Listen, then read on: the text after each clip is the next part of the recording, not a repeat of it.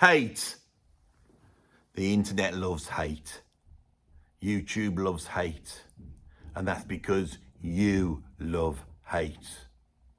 On this video, I'm going to be going through the 10 things I hate about Rush. Now, does that mean I hate Rush? Not in the slightest. Rush are in fact one of my favourite bands. I would go as far to say I love Rush. I don't just like the music, but I have a very strong affection for Rush as well.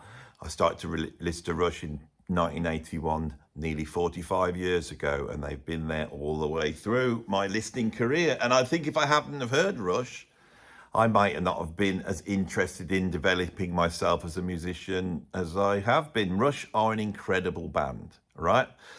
And that does not mean, however, that there is things that get on my nerves. There's nothing that gets on my nerves about Rush, to be more accurate, or to put that in English that actually makes sense. There are things about Rush that get on my nerves, or shall I say even that I hate, that niggle me, that annoy me. And of course, what I've found out in my later years is the world loves an annoyed Andy. And so here I get to talk about a band I love and get really angry at the same time. So I'm assuming that this will work. So you have to understand before we start that the only reason I'm doing this is to please you lot. I am here to serve you, you know. So I've racked my brains and I thought, oh, there's, you know, it's hard hating. When you hate somebody and you talk about who you hate, I never listen to these artists and I have to go and listen to them to come up with the sort of content, and I feel like I'm wasting my time. But here I can now go into a band that I love and I know about, and at the same time I can burrow down to what I hate about them. Now, Rush are a divisive band. Most normal people, they hate Rush. They represent something, especially females, ladies, women, girls, whatever you want to call them, dames, broads, birds, whatever you want to call them, whatever your name for them are, right? And you may even be a lady that's watching this. You never know. You never know. Although whether they would have clicked on this, if there are any Lady Rush fans here, put it in the comments. You know, I would like to get, if I could get, say, 5 together, you know, which must be, that'll probably be a good percentage of the total number of Lady Rush fans in the whole world. I would even, I might get you together all on a Zoom and we could have a chat about why you love Rush so much with your ladies. That'd be an incredible thing. And the male Rush fans would love that, because then they would feel like they were getting some sort of pseudo interaction with a lady. Now, these sorts of things, the fact that Rush are lady repellent, the fact that, you know, all the nerdy types that, you know, that love Rush don't realise when they swear their oath to Rush as a band as an early teenager, when they turn around and go, you know something, this band's really speaking to me. You know, I mean, I felt that I'd found it with Dungeons and Dragons and the small community of people I'd managed to establish through that. But now I've found a band, and they're actually quite a heavy band as well, and they really represent me. Now, what actually inspired, there's always something that inspires these videos, so I don't just pull them out of thin air, right? What it was last night, I decided to watch a film called The Internship that was made in 2013, and it stars Owen Wilson, Vince Vaughn, a sort of middle-aged salesman, very positive, full of life, you know, as salesmen are, you know, and they lose their jobs and they decide to get a job at Google, right? And Google are having all these interns coming in, and they're all nerdy types. And I thought, you know, these people run the world now, really. And that's what this film sort of lampoons. It's these sort of nernal, anal retentive, slightly autistic, no social skills, you know, savants that are brilliant at programming and stuff. And they're running the world now. They run the world.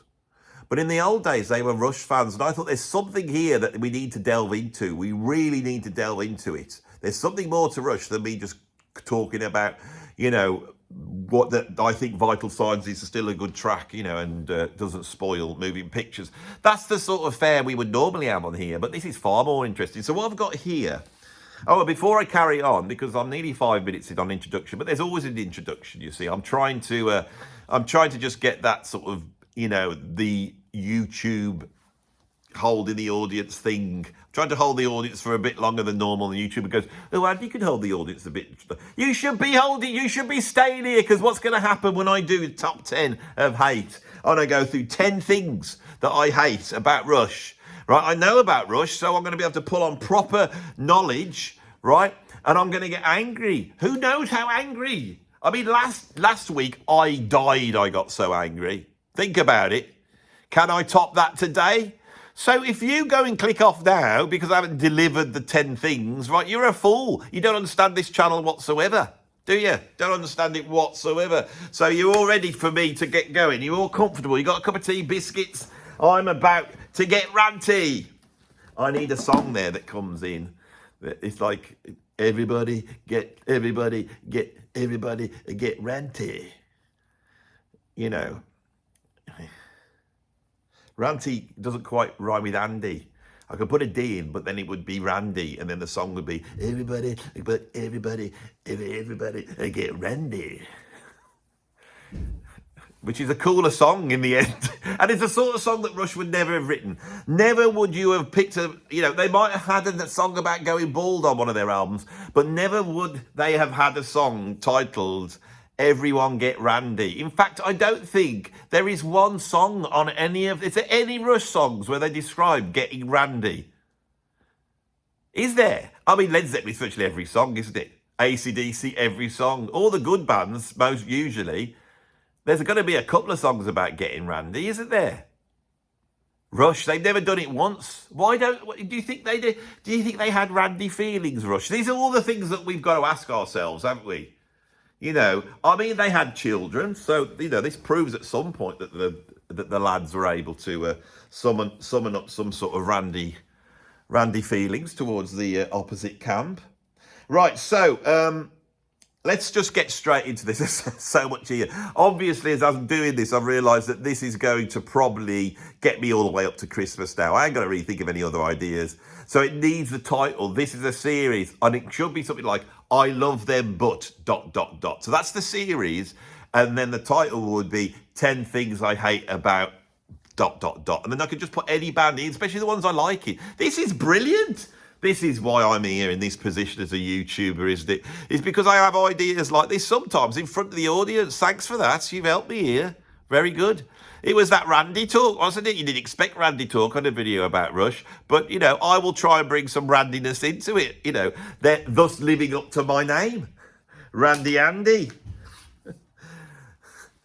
I need more. Anyway, you're just going off on a tangent.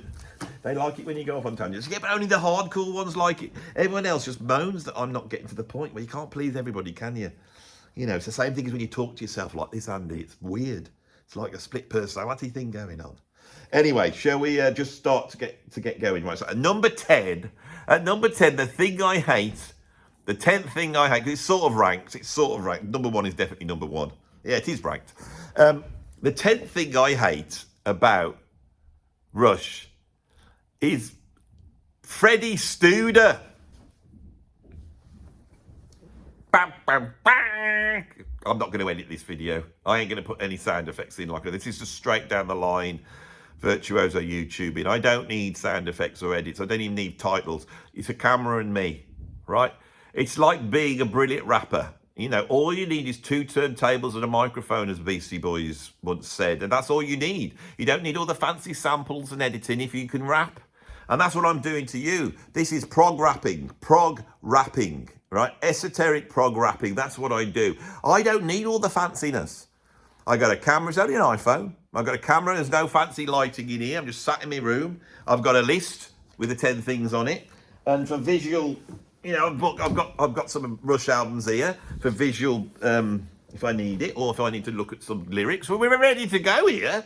You want to see some proper YouTubing, do you? Right? You sit back and watch this. So yes, I'll say it again. Freddie Studer. Bam, bam, bam. Who's Freddie Studer? I've never heard of this man. You've never heard of Freddie Studer? Freddie Studer is one of the most renowned drum teachers in the world. He's dead now, right? So I can say all sorts of things about him. He had access to all the great jazz drummers, and he picked up all this knowledge, and he was a drummer himself. And because of all this access he got, to the big famous drummers. He was able to pick up all sorts of knowledge, and then he developed his own system based upon, you know, bits of Moeller technique, bits of Gladstone technique. Now, I'm a drum teacher myself, and I know, I pride myself in knowing a little bit about drum technique. I do. And I know what Freddie Studer taught, and I know that I think Neil Peart went for drum lessons with Peter Erskine, I think it was, and Peter Erskine said, well, you go and see Freddie Studer. So he went to go and see Freddie Studer. Now, why would Neil Peart, the greatest drummer in the world, have to go and get drum lessons off Freddie Studer?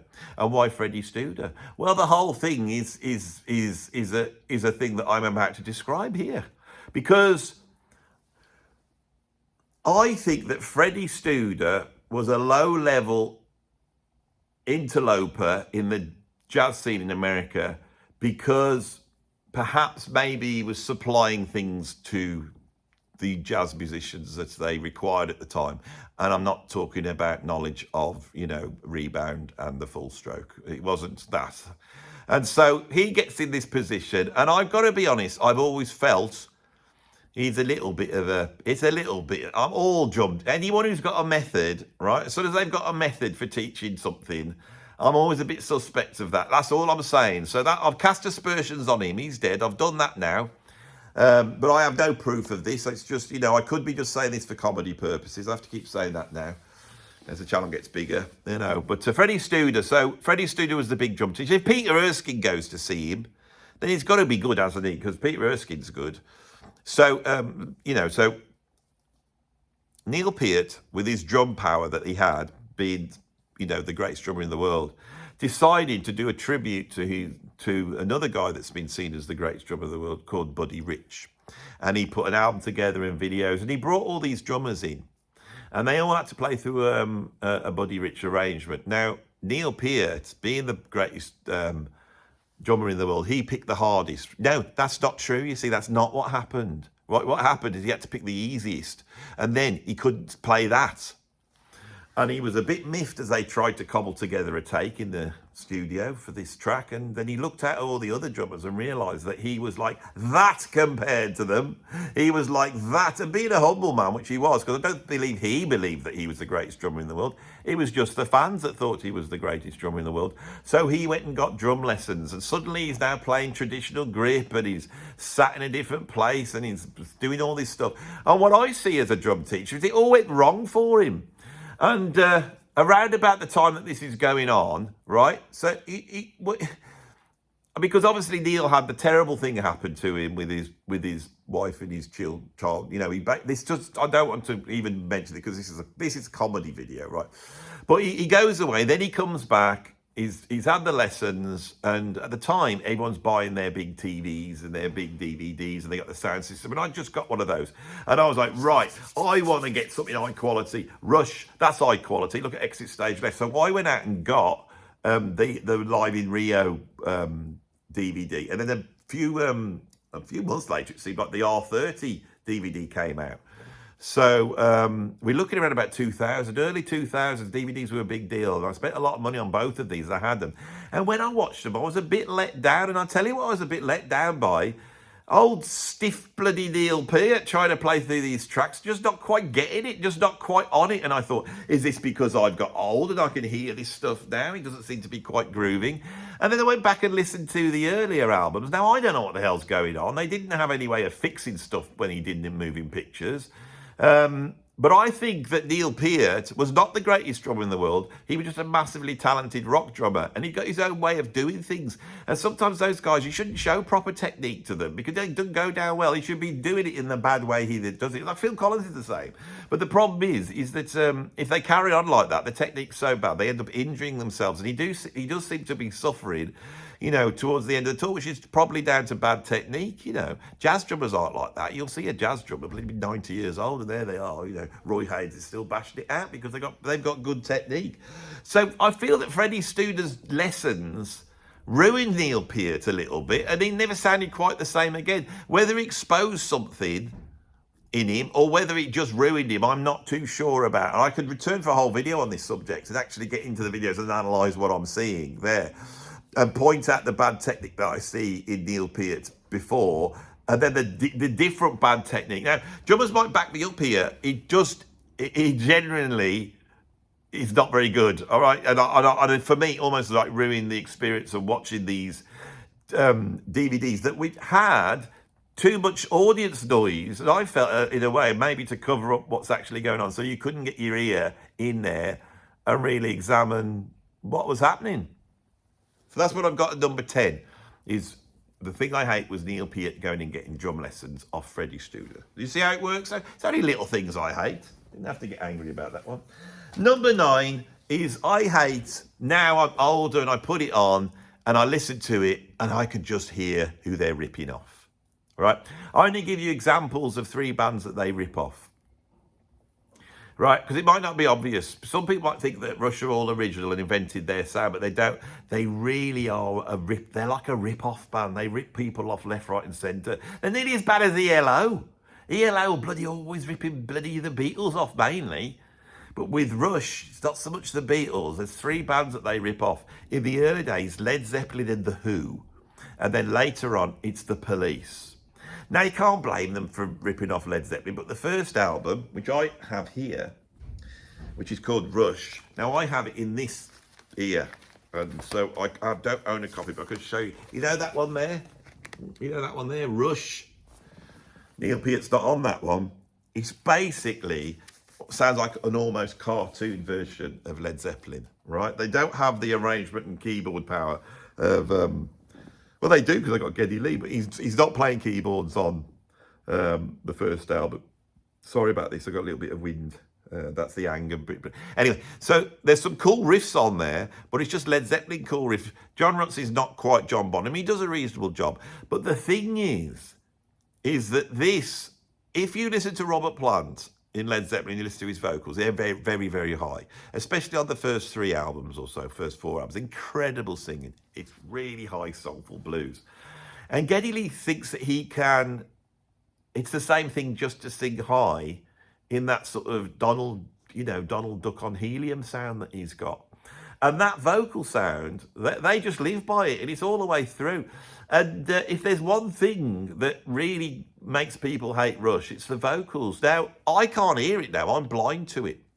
But I feel that is in. It's like me trying to rip off Robert Plant and go, hey, Bob, sleeping wheel, gonna make you sweat, gonna make you groove. You know, if I was to do that, you go, well, that doesn't sound very good. It's just like you singing really high in falsetto, which is what Geddy Lee does. So that's the first travesty. The other thing is, there's always this, I don't mind this, but you listen to every single Rush track. Once they get past the Led Zeppelin riff of the song, then they'll go, shake it down, and they do this Who thing, but it's the Who, but because Neil Peart is the polar opposite of Keith Moon, and that's all about like this anal retentive, I'm on the grid, I got no feel, and I'm on the grid. It's that mixed together. I don't mind that. But when I go to the albums from Moving Pictures on, they are ripping off the Police. So bad. You listen to Vital Signs on Moving Pictures, and not only are they doing that, ding, like that, you know, the Walking on the Moon chord, the Roxanne chord, but it's the same voicing. It's the same, it's an exact rip-off. They're doing this reggae thing. I mean, the thing is Stuart Copeland, he grew up in North Africa. He listened to all these African rhythms. He was exploring all this. I don't think Neil Peart was. I think he just thought, oh, that's what the Police do. It's a direct copy. Now, it works on Moving Pictures. It works to some extent on Signals, although it does wear you down. But then that need to rip off the bloody Police in the early 80s. I mean, you're a power trio, Rush. You've been around before them. Well, they must have just come along. You know, it's like, I've got this new kitten at the moment, you know, and I brought the kitten in, and my cat's doing all that thing, but the older cat's going, pff, pff, every time she comes in, pff, pff. Now, if my older cat was just to lie down and let the new kitten come and walk all over, that would be wrong. But that's almost like what Rush do when the Police come along. They just lie down and go, oh, we're going to do that now. We'll change our style. We might be able to survive our way through the 80s. Just going to get some bullets and copy the Police. So that's what I've got at number 9. If you understand where we're going at now. At number 8, we have got the Nadir, which is Hold Your Fire. Right? Now, apparently, that For some people, that's their low point. For some, there's many Rush fans that are going to chime in, right? I went and grabbed a whole bunch of Rush albums out of here, so I've got something. Right, you know what's in here, right? His counterparts in here? No, of course it's not in here. Presto in here? No, of course it's not in here. Roll the Bones? No, none of them are in here. And what's definitely not in here is Hold Your Fire, because that's a horrible album. Absolutely horrible, right? I mean, what were they thinking? Did they think that they were some sort of MTV band that were going to, maybe they did. I mean, they did have stuff on MTV, didn't they? I don't know, but Hold Your Fire is truly awful. And there is a slide down to that album, and there's tracks, I wish I could name them. This is the trouble. When I don't like something, I don't listen to it. Right, now there might be people say, "Oh, quite like Hold Your Fire," and it's probably because you're a sad 80s person who also had Dire Straits albums, right? That probably went and bought a Simply Red album when they came out. It's not my fault you're like that. I'm not like that, right? I love Rush, but I ain't going down that route to Hold Your Fire, right? Why Hold Your Fire? What's that mean? Were they lined up in some sort of 80s execution for crimes against bloody bad taste? They go, no. I can't get much out of this one. I bloody hate that album. For me, I bought... Well, we're going to get onto this because this is covered in another one. This is why I want to move on. So, right, number 7. This is really contentious now. The 7th reason why I hate Rush is Geddy Lee. You got the wizard, Neil Peart, in the background. Especially in the early days, they had that great big moustache. Brilliant. The long hair, the massive drum kit, sit there like some sort of wise spider dishing out drum progginess across the drum kit. And then he comes in with the lyrics all deep and meaningful, which was useful for us drummers. I had someone to look up to. I thought, they're not all like nutters. They're not just like people who blow up toilets in hotels and stuff like that. No, a drummer could be intelligent. Neil Peart is the exception that proves the rule, I think, or he's the exception that doesn't prove the rule. He's definitely the exception. Love Neil Peart. He looks cool. Look, now, I've got some photos of him here. Let's have a look at here. Come on. Let's just see what we're talking about. Neil Peart's cool. Right? Cool. That's a rock star. That's cool. Okay. Alex Lifeson, you've got that introverted seriousness of Neil Peart, and that is balanced by the ebullient, slightly surreal, naughty pixie aspect of Neil Peart. And they're like light and dark, Neil Peart's all dark hair, big black moustache. And Alex Lifeson is all smiley and blonde and bubbly. He's like the Farrah Fawcett Majors. If you imagine that you got these as Charlie's Angels, this is Jacqueline Smith here, and this one here is Farrah Fawcett Majors. But then we've got grumpy Kate Jackson, haven't we? You know what I'm saying? Grumpy Kate Jackson there. He's grumpy. He always seems grumpy. Geddy Lee seems grumpy. Now, I am not doubting his musician abilities. When I saw Rush live, what blew me away was Geddy Lee, because he was singing these impossible vocal parts. He was playing the bass amazing. He was playing the keyboards with his bloody feet at the same time, triggering samples. He was amazing. I don't want to knock Geddy Lee, but I just feel, right, there's two things about him. He's grumpy, right? He's a grumpy man. And I'm not surprised he's grumpy, because when it came to the looks, when they were dishing out good looks, God or whoever it is who dishes out the looks, they were quite kind to Neil Peart and Alex Lifeson. They're both handsome blokes. And these two could have propelled this into being a much sexier band. These two here, much sexier. The thing that's ruined is this bloke. Now, when I was a kid, I wanted to be a handsome man as I grew up. That was something I wanted to be, and I'd grown up watching The Saint with Roger Moore, James Bond, and young men. We want to be seen as being, handsome, sexy men. That's what a man wants when they're growing up, and you look to your role models to do that, and you identify with them. But there was this singer of Rush with a really high girly voice and big nose and frizzy hair that needed a proper cut and maybe, you know, some hot oil put in it from Vidal Sassoon. And I was very similar to that. I got a big nose and long frizzy hair, and I used to have this thing. I'd look at people. When they had a big nose, I would see this thing. The Prince Charles has got it, or King Charles as is now known. It's what me and my friend used to call the ear-nose triangle. You're probably seeing it now with me. It's the triangle between here and here. There's an ear-nose triangle, and once you see it, you can see it now. Ear-nose triangle, right? Well, Geddy Lee's ear-nose triangle was terrible. I don't know. I mean, he covered his ears up a lot of the time, but basically, he's a grumpy, ugly man. Right, that sings in a horrible high voice that puts the women off. Has anyone ever said this about Rush? You know, for all his virtuosity and everything, he didn't write the lyrics, you know. I mean, if they'd have got rid of Geddy Lee, I know it sounds terrible, but what if they got rid of Geddy Lee and got somebody good looking in and put a few songs, you know, about them being randy? What would we dealing with then? Probably the greatest band of all time. No, you shout. The fact that they're all, you know, asexual, you know, and Geddy Lee's so ugly is what makes them so great. Maybe this is what we're exploring on this video. Are we getting there? Right, higher than that. How do I deal with this? This has haunted me for many a year. It follows on from what we were talking about before. So let's have a look at the rear cover of 2112, right? Now think of the Charlie X Angels analogy. Right, you see that there? We don't need fancy graphics when I've got an album. Look at those, they're cool. But the thing is, Neil Peart's bloody cool. Look at that moustache. I mean, that is just cool. Look at him.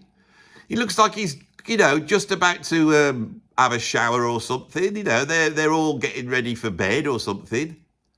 And then you've got like, now Alex Lifeson here, he's a little bit too pretty. I mean, he's moved from Charlie's Angel, you know, Farrah Fawcett Majors. He's going towards Cheryl Ladd here, right? Okay, so you understand this seems like the last one, doesn't it? Look at Geddy Lee here. Rubbish. They put him into shadow. Look how grumpy he is. See what I mean? Grumpy and ugly. The other two, bloody proper rock stars, look, and then grumpy. Look at him. He spoils it, Geddy does. Spoils it. And look at his outfit. It's rubbish. But what I've got at number 6 on my list is Alex Lifeson's Camel Toe. I can't take it. I can't take it. Right? As a young man, I found this very, very confusing. What's going on down there? I didn't want to show you too much of it. You know what? This is a family channel, but I've got to mention it here. Why? Oh, why? Right. So if you don't know what a camel toe is, it's a thing that ladies have when they've got tight, you know, lower garments on. If they've got lower garments that are a bit tight, you might. I hate the term. It's terrible. Who came up with this? Right? Who came up with this term? New young people. That's who. Like those people at Google. They probably employed someone at Google who's probably like some nerdy Rush fan saying, what thing shall we invent today? Let's invent camel toes, you know. Oh, yeah, that'll be great. You know, so, but Alex Lifeson, right, and I don't know whether this is his weird sense of humour, but he decides to dress himself up like a lady, like Cheryl Ladd, and then create that. And I never knew quite what was going on. And I don't want to know what's going on. Right, and I didn't expect that from Rush. They seem to be oblivious to it. Look at him. Look at Alex Lifeson here. Look at that. What the hell's going on there? Got a bit of an Edgar Winter look about him there, almost like the albino blues guy, Johnny Winter, Edgar Winter. I've recently been exploring Edgar Winter's catalogue. It's very varied and quite incredible at certain points. I will be doing a video on it. No one will watch that one. Oh, it's a great album, isn't it? We're going to get onto that in a minute. Because I think this needs to be dealt with here as well, okay? No, we'll move on. We'll move on. I'm going to move on. Okay. So yeah, I didn't like that when I was a kid, and I didn't know what was going on. I mean, they should have not had that. I don't like it, and it just, I don't know. That's all I'm going to say. Right now, at number 5, halfway through the video, we're at 30 minutes. Bloody hell, Andy! I thought this was going to be a 30-minute. I've gone on about this so often before, but there's no two ways about it. This cover is bloody awful. Rush covers aren't too bad. They have some great covers, right? In fact, I would say they're all great, really. But the classic albums, I mean, let's just grab a random album and put it up. I mean, I've just grabbed that one there. I mean, that's a fantastic cover, isn't it? Yeah, look at that. Rush fans, hardcore Rush fans, that's a lady there. Yeah. Yeah, no, Alex Lifeson wasn't a lady. I know it's really, that's what I'm saying. It's confusing, isn't it? But that one is a lady. Alex Lifeson isn't a lady, right? And this one here, that is not a lady. That's a man. I know. But you're looking at it from the back, so you can't see, you can't tell. And I know it's like a lady sort of gesture. Why is he gesturing in such a camp way? Why have we got this man gesturing in such a camp way to this bloke here, which looks like an English, gentleman going off to work, while sat on a brain? Why, do you ask? Well, I'll tell you why. It's because Rush, in their idiocy, right? And how can we see? See, if you turn into the cover here, they've got a bloke here who is resisting this symbol of totalitarian fascism or communism or whatever it is there, that red star. He is resisting it in the nude, right? And he's got his bum out, okay? And that there carries on. That man crops up on the back of Exit Stage Less, which I haven't got here, but he really makes an appearance here. Now, the graphics on this is horrible, right? I hate these shadows here. They're rubbish. I could have done that better myself. And they tried to smudge that one to make it look better. It's brought a bit of yellow up. The brains look like they've been cut out, right? And they're exactly the same brain. You can see they should have got different brains because it just looks like it has obviously been cut out. The surface of this brain, I don't think looks very real, okay? You've got this camp bloke waving to him, beckoning him into what? What's some sort of homosexual brain party? Which there's nothing wrong with that if you want to have a homosexual brain party, where you lure, English gentlemen in, anybody who's got maybe a proclivity towards the same camp. You're going to lure them into a brain. And then what are you going to do? It just makes me think of horrible things all the time. The whole thing's horrible. That's what I've got at number 5. Hemispheres. Right. Number 4, we really get to the stuff I hate now. This is serious now. This has just all been practice up until now. At number 4, I hate the fact that they've got a reputation for creating sidelong epics. I believe that Rush are crap at making sidelong epics, and I think it spoils the great albums in the fact that they felt they needed to do it, okay? They are no good at sidelong epics. Yes, they can do a sidelong epic in their sleep, right? Jethro Tull can do a whole both sides epic with thick as a brick. Prog bands can pull a sidelong epic off. You know why? Because we're British. Only British bands could really do a truly sidelong epic, right? That's the fact. The European ones who do it, they just have loads of improvisation. Anyone can flesh a sidelong epic out with long solos, right? But to create something that is through composed, that has beginning, middle and an end and does all that, requires British fortitude. It's the same spirit that built, like Boonwell. Not Boonwell, said the wrong bloke. Boonwell is the Spanish director of surrealist films, Louis Boonwell. Who am I thinking of? Now I can't remember. The bloke with the big hat, the stovepipe hat, what's his name? Now I've got, this is what happens. I try and access a name. If something else comes in like that, it's just random. Like a car crash just comes across like this. And I'm supplied by the memory banks, Louis Boonwell. I'm going, he's not a British industrialist from the Victorian era. And now I can't remember his name. The bloke, you know who he is. You're shouting at me. Anyway, that that spirit is what is required to build something of magnificent proportions. The Egyptians could do it in the pyramids. That's why often prog bands will recourse to the Egyptians to get through a prog long epic. Rush can't do it. Right, so there's 3 epics. Let's just shoot these down now. The first epic is on this album. Right, where are we? Let's pull out the... what's this here? So obviously I haven't got that album. I've got Archives. Bare bottom, Archives. There.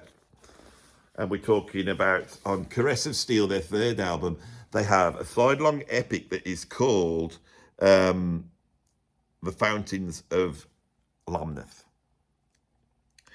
Now, when you look at the totals here, if you have a look there, it doesn't say that, does it? All it says is, in the valley, Didax and Arpets, No One at the Bridge, Panacea, Bacchus Plateau, and The Fountain. So it looks like there's separate tracks there. You know why that is?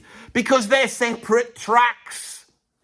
They're bloody separate tracks. Fountains of Lamneth, or Limneth, or whatever it is. I can never remember what it's called. Lamneth? Limneth? The Fountain of Lamneth. Right? Sounds like some bloody Tolkien thing.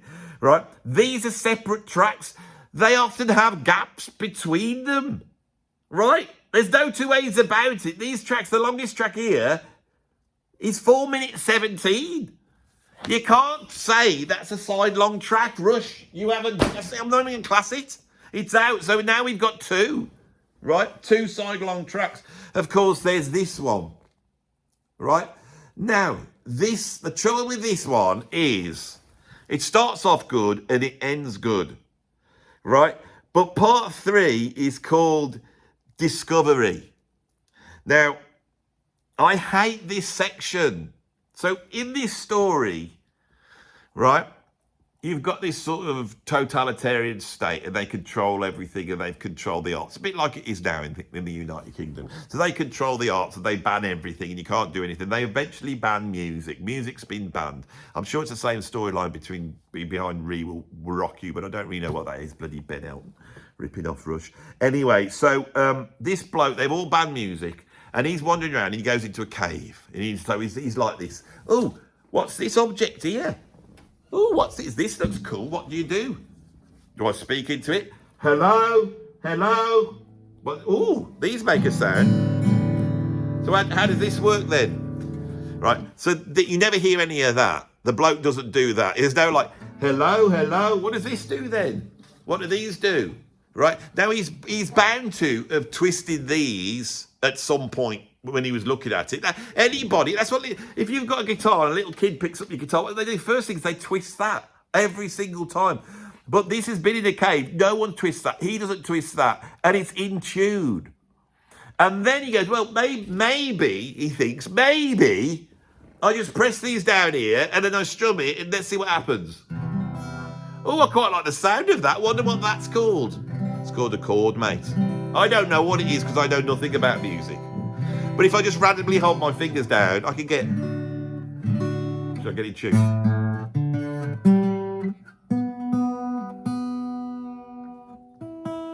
And now I'm tuning the guitar because it's not quite out of tune. He didn't have to do that. His guitar's smack in tune.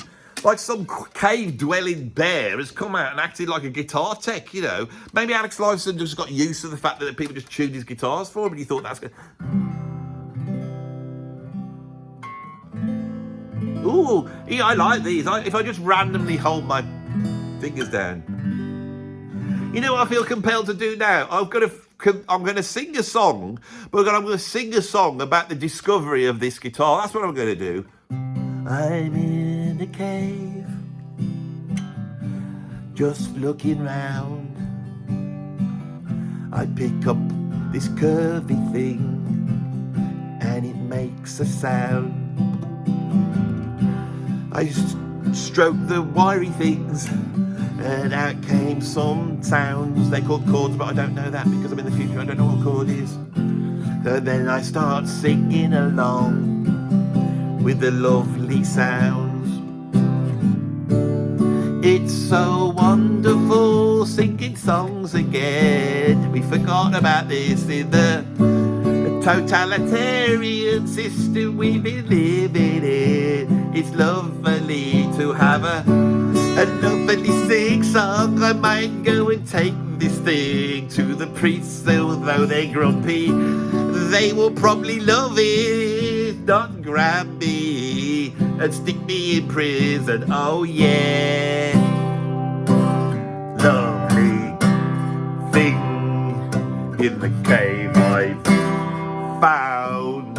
It's a lovely thing. Right, now,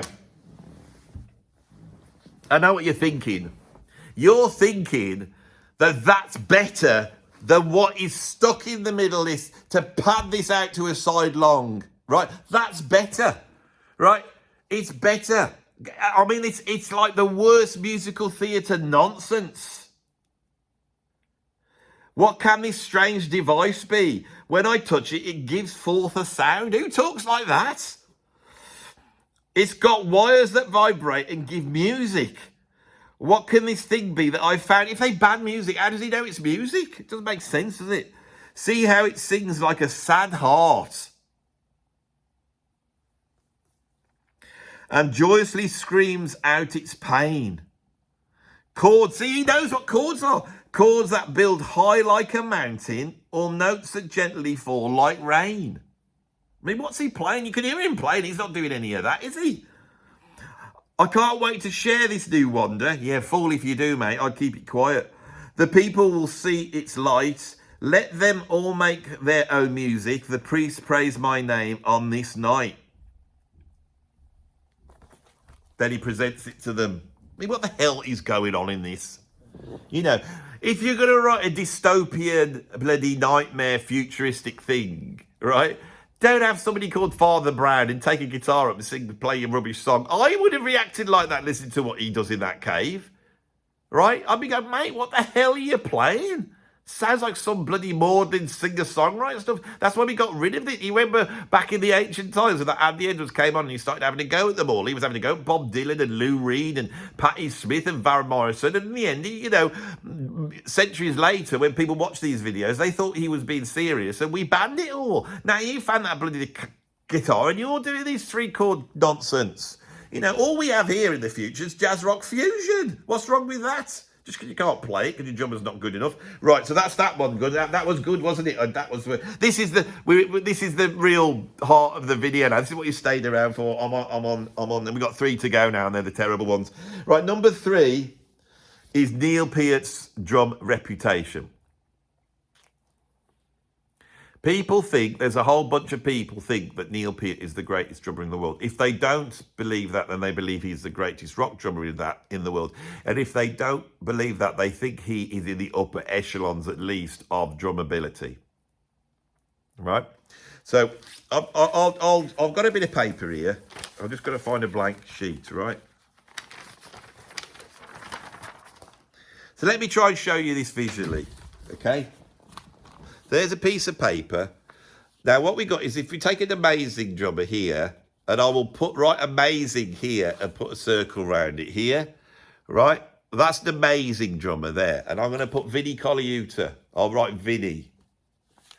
Vinnie Colaiuta, he's an amazing drummer. That's what I'm going to put in here. And then right at the bottom, we're going to put a crap drummer. Crap. See at the bottom here? I don't know. I don't want to put it. Shall we have Meg White from the White Stripes? So she's crap, right? Meg White. Crap. So there we have the great scale of greatness, you know, so say we've got Phil Collins is probably around, I put him around a bit here. John Bonham, I might just put a little bit lower here. You know, up here, we've got Terry Bozzio here. We've got, you know, there's a scale. And then we get right down here. We got that first drummer in Oasis. You know, that's the scale. Well, Neil Peart is, I would say, there.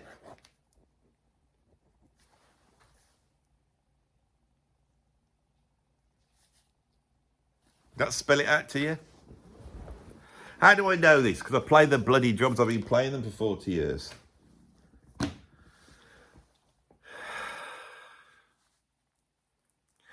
And I've gone over this in a whole... I mean, the amount of people I upset when I did the 10 most overrated drummers, I put Neil Peart at number 1. It really upset people, right?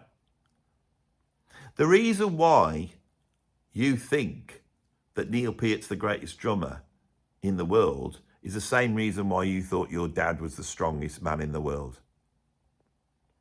I've explained this on a million different videos. It's the fact that they think he is. Why? Because of the limitations of their knowledge of anything. Enjoy the music, but don't think you're an expert on drums, and just don't think because someone's stiffly playing through something in 7/8, it makes them the greatest drummer in the world. I know this is harsh, right? I don't want to say it. Okay? His heroes, people like Phil Collins and Barry Manilow, are much more able, even those guys, the earlier progressive rock drummers that weren't jazz rock fusion drummers, because they're the best drummers. The jazz rock fusion drummers and the jazz drummers are the best drummers. They are the best drummers. Rock drummers cannot touch those drummers in any shape or form. They are nowhere near this. And this is why Neil Peart, when he went in and he went into that room with Dave Weckl and Steve Gadd and even Will Calhoun from Living Colour, who is a much greater drummer than Neil Peart ever was. This is the truth. I know this is a comedy video, but I'm afraid this is the harsh truth that I've led you with. I know you're having a little laugh up your sleeve about me saying about Geddy Lee's ear nose triangle, but the truth is here. This is the truth. Let's move on, shall we? I've lost my list. I picked up your paper, I've lost my list. Where's my list? Come on, where's my Rush list? I've lost it.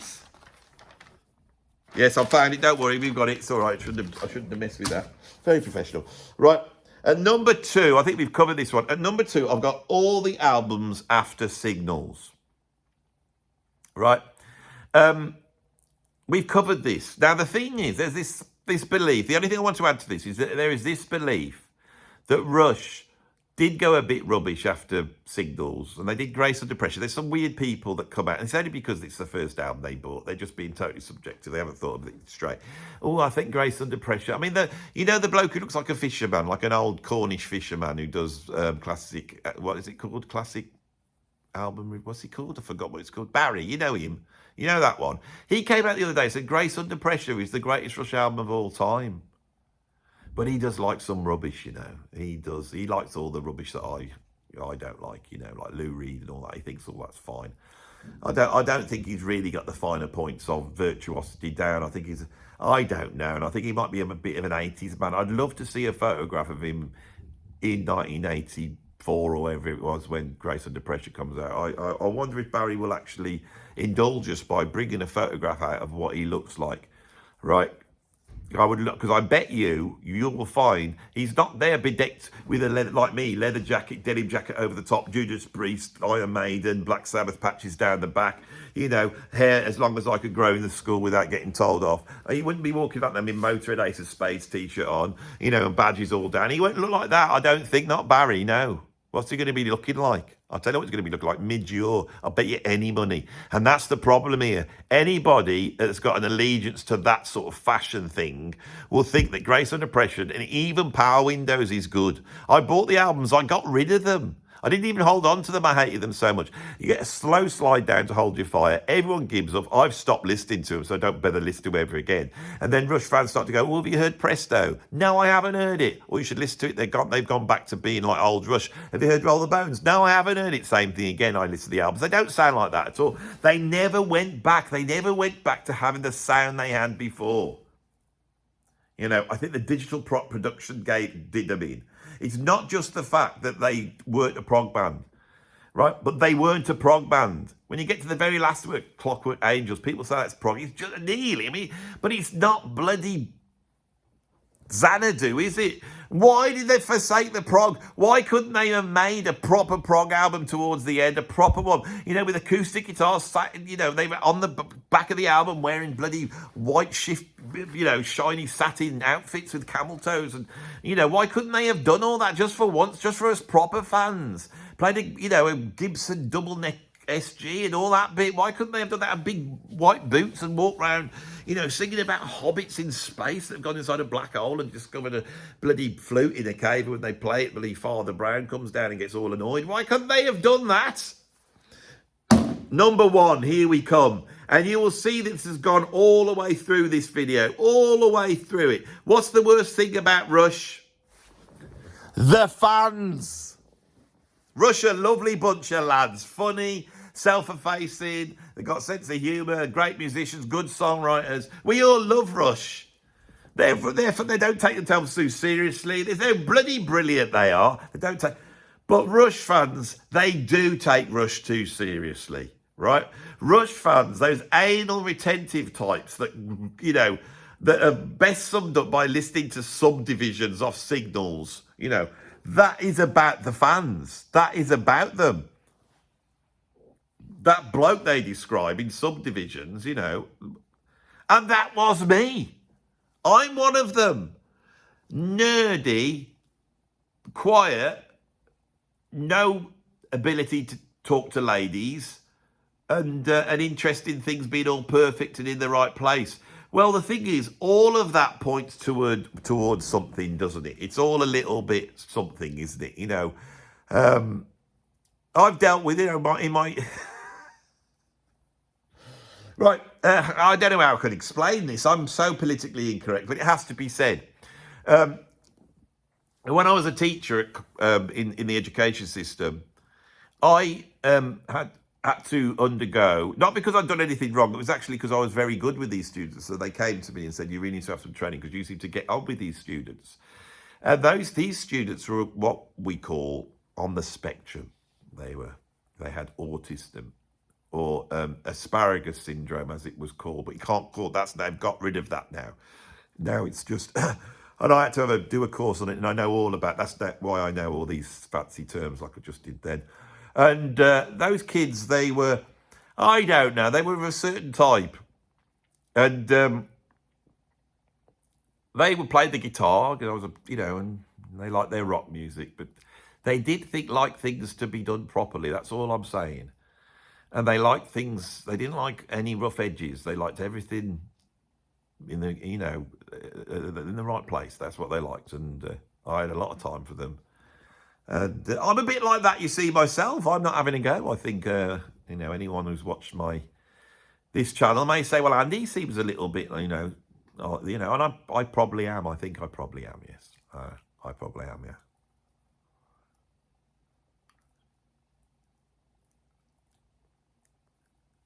Well, that's a bit of a revelation, isn't it? Didn't expect to think that.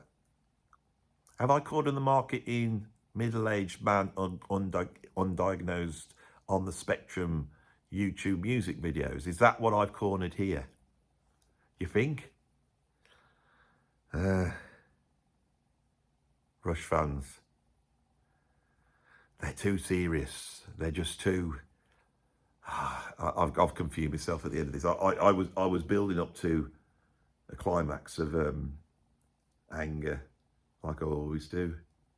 But now I've got here, I've had a realisation. I've had a realisation. I am a Rush fan. And I don't like it. I don't like the fact that I am. I wanted to be cool. You know, I wanted to be cool, but I wasn't. I was in bands, but I wasn't in bands to go out on tour and chat the ladies up and get drunk and party like Bon Scott. I wanted to be a Bon Scott, but I wasn't a Bon Scott, was I? No, I wasn't at all. You know those blokes that go into hotel rooms and smash it up and break stuff? Most of the time when I was stuck in a hotel room, I would walk around the building looking at, you know, the room, looking at things to fix. I'd fix stuff, not break them. Ooh, you know, that cable on the television's not good. I might do a bit of soldering, get that fixed. So I think I'm going to finish with a song now as we get to the last hour, and it's going to be about Rush fans. And I'm not going to malign them. This hate that I've arrived at number one is self-hate. So let's see if I can come up with a song like this.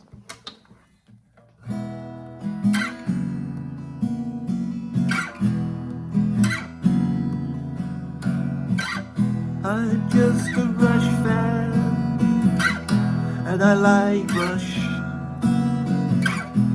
They're very accurate, and they sing about cool stuff.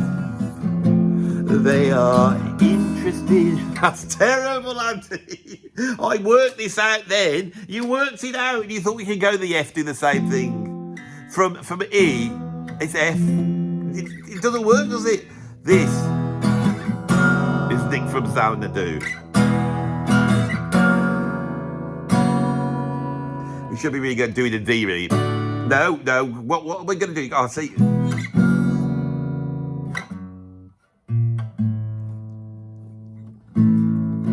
A? Should we do A? I think I've got enough harmonic material to start to bust something together. I do apologise about that. Total, yeah, I don't like this, you see, because I thought I'd done a good video and I hadn't really made that many mistakes. It was all really well, I nailed it, and I knew I'd come to a phenomenon that was unexpected. Oh, Andy hasn't had a go. He's going to write a song at the end that's in the style of Rush, and I thought I was going to pull it off, but I made a mistake now, you see. And I feel bad that I've let you down somehow. I do. I feel like I've let you down. Well, there's no point. You can go forward, Andy. Just go forward. They made a mistake. You've owned up to it. Let's just try it again. You know. But if I was Rick Beato, he wouldn't have made a mistake like that. A simple harmonic mistake of going to F. You should have gone to A. You great big fool. A major. You go to. Let's try it again.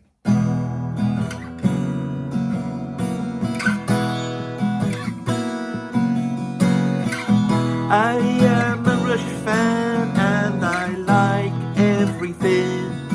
In the right place, in the right place. Neil Peart fills the soul, the panoramic, and Geddy's bass playing is deep and thick, a little bit like his hair.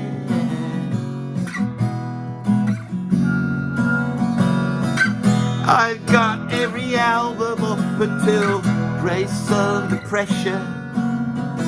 I didn't really like that one. It sounded like all the pop music they were listening to at school.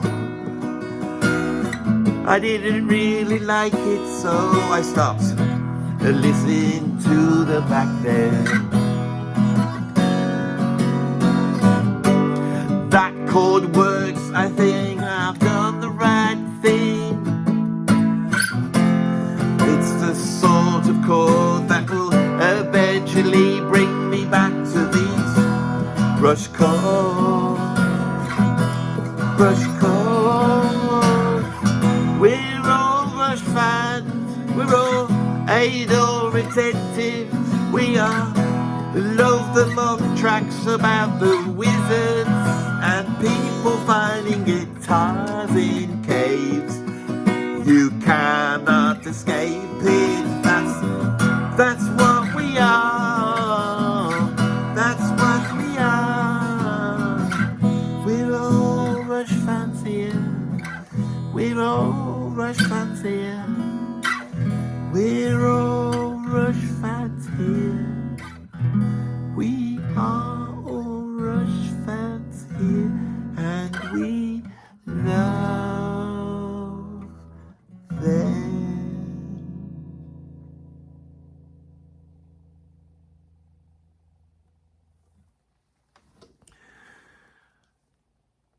The anal retentive side of me enjoys the fact that I am now just coming up to the hour. I'm literally a minute and a half away. You know, so, and I'm not going to fill it up with random talking. I'm quite happy to keep it within the hour. That will fulfill the sort of anal retentive side of me. Hour long on this is what I do, long form videos. I hope you enjoyed that video. I do love Rush, but there's things about them I hate. And I hope you enjoyed what I hated too. And maybe our ability to acknowledge these things we hate about this band with humour proves that the band aren't gods. They're not the absolute. They are just a band. And we love them, warts and all.